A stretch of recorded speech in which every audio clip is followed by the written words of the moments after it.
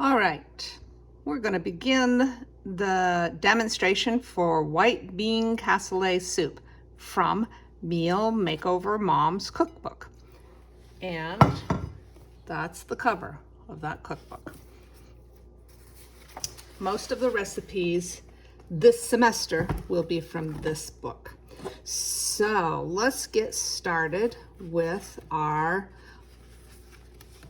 mise en place, right? So as you can see, we have our all natural chicken broth. I have 4 cups of chicken broth. I have a 15.5-ounce can of beans. I did not have cannellini beans. I had white northern beans. They're almost exactly the same thing. My can of diced tomatoes. I had 1 cup of lima beans. Mine were not frozen lima beans. Mine came from a can, and I rinsed them to try to get rid of some of the sodium. I do have an 8-ounce package of frozen, pre-cooked light breakfast sausage. They're thawed, but I'm going to demonstrate the slicing to you. I have a couple of large carrots here. They're not yet shredded. I'm going to talk about that in just a minute, and I'm just going to go ahead and throw a little celery in too. The recipe calls for 1/4 teaspoon of onion powder, garlic powder, and thyme. Here's my onion powder and my garlic powder. And here is my thyme that is from the raised bed garden. So when I'm not going to throw that whole thing in, but what I'm going to do is I just kind of pull it off like that and crush it with my fingers. I don't want that stalk in there because that won't break down and it won't be yummy if I get that stalk in my soup. So, oh my gosh, this thyme smells so good. I wish you could smell it. And then the last ingredient is 1/4 cup of grated Parmesan cheese. Well, in my house, we love Parmesan cheese, so I always have a big block of Parmesan cheese in my house, and I grate it myself. You may or may not. You do not have to buy a great big block. You can buy Parmesan cheese in much smaller pieces. You can buy Parmesan cheese pre-grated. You can buy you can leave the Parmesan cheese out if you have if you're lactose intolerant. You can use a different kind of cheese. The cheese goes in on top at the very, very, very end anyways, okay? Now, let's talk about, I have already cleaned my vegetables, and I do have to peel my carrots as I demonstrated to you the last time. Let me move these over here, please, so they're out of the way. With my carrots, I'm just going to peel them with the vegetable peeler. I just go down once. I don't keep going back and forth and back and forth and back and forth. I'm going to turn it around so I can get it on that end. You just want to get the outermost layer off. That's all.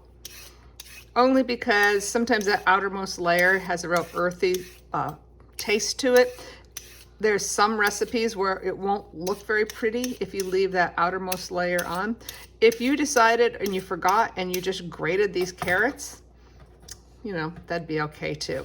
Now, I could throw this. This is a perfect thing to throw in a freezer bag to save to make stock the next time. And I might just do that instead of throwing it in my compost pile, because we might have another chicken next week or a turkey next week. I know I have a turkey in the freezer. Now, here's a piece of celery that was just kind of looking kind of crappy. So I'm gonna go ahead and put that in here too. The recipe didn't actually call for it, but I'm gonna cut it down real fine.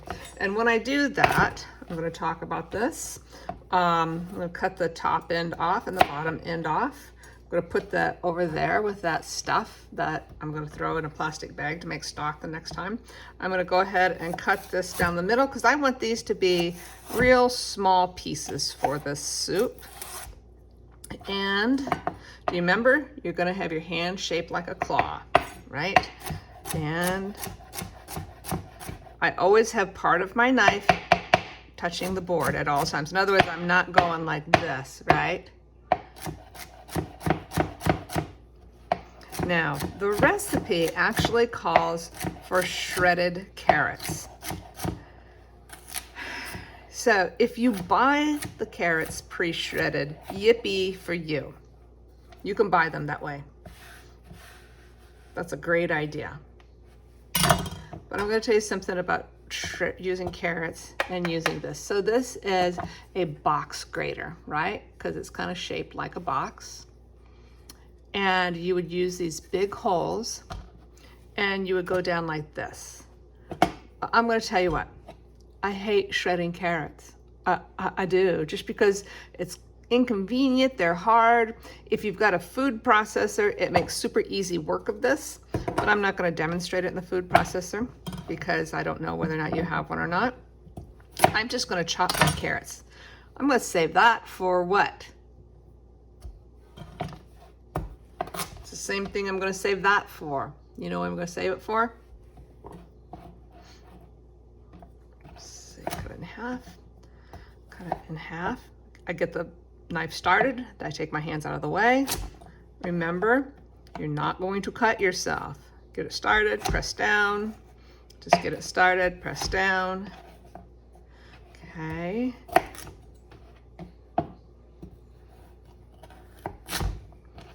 And same thing here. So basically I'm cutting them down. I might even cut that one another time.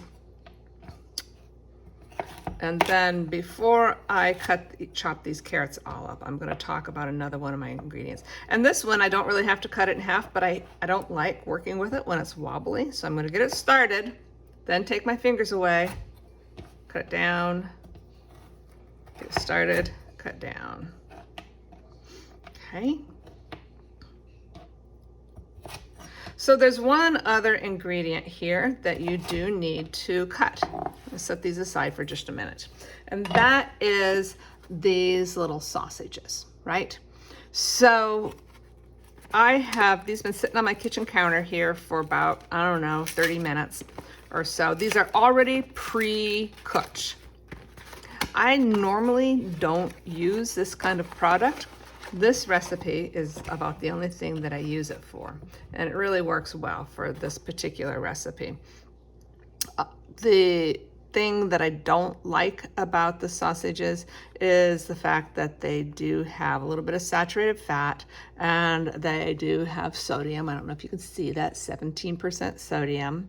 They've got 10% saturated fat, but in the scope of this whole recipe, it's not really a big deal. All right. So in this recipe, it says that you should slice these very thin. I'm going to actually cut them this way too, because I'm always concerned when I cut these thin this way, that with that size of a piece, if somebody gets that in their spoonful of soup and doesn't realize they have that size of a piece, that would be just perfect for somebody to choke on. So that's why I always cut these lengthwise first. So I'm going to cut these all lengthwise, and then I'm going to prep all of this, and we're going to get ready to throw it in the pot. Once all of this is cut, this is such an easy, unbelievably easy recipe. You just put everything into the pot, you bring it to a boil, and then you reduce the heat. Once it boils, remember boiling is when you have large bubbles breaking the surface. And then you cook it at a real low boil or a simmer until the carrots are tender, about 15 minutes. I mean, this could not be an easier recipe.